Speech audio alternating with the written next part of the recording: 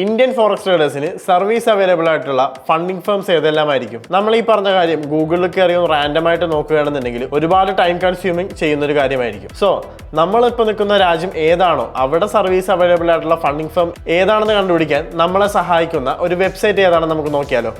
First of all നമ്മൾ Google എടുത്തതിന് ശേഷം പ്രോഫോമാച്ച് എന്ന് സെർച്ച് ചെയ്യാം. www.proformatch.com എന്ന വെബ്സൈറ്റിന്റെ ഒഫീഷ്യൽ ലിങ്കിൽ തന്നെ കയറാൻ ശ്രദ്ധിക്കുക. ഫസ്റ്റ് ഓഫ് ഓൾ ഈ വെബ്സൈറ്റ് എന്താണെന്ന് ഞാൻ ജസ്റ്റ് ഒന്ന് പറയാം. നമുക്ക് അവൈലബിൾ ആയിട്ടുള്ള അത്യാവശ്യം നല്ല ഫണ്ടിംഗ് ഫേംസും ഈ ഒരു വെബ്സൈറ്റിൽ ലിസ്റ്റ് ചെയ്തിട്ടുണ്ട്. മാത്രമല്ല ട്രാൻസ്പെറന്റ് ആയിട്ടുള്ള റിവ്യൂസും നിങ്ങൾക്ക് ഇവിടെ ഫൈൻഡ് ഔട്ട് ചെയ്യാൻ സാധിക്കും. സോ നമ്മളിപ്പോൾ നിൽക്കുന്ന രാജ്യം ഏതാണോ ആ രാജ്യത്ത് അവൈലബിൾ ആയിട്ടുള്ള ഒരു ഫണ്ടിംഗ് ഫേമുകൾ ഏതൊക്കെയാണെന്ന് കണ്ടുപിടിക്കാനായിട്ട് താഴത്തേക്ക് സ്ക്രോൾ ചെയ്തതിന് ശേഷം ഈ ലെഫ്റ്റ് സൈഡിൽ കാണുന്ന മോർ ഓപ്ഷൻസിൽ ക്ലിക്ക് ചെയ്യുക.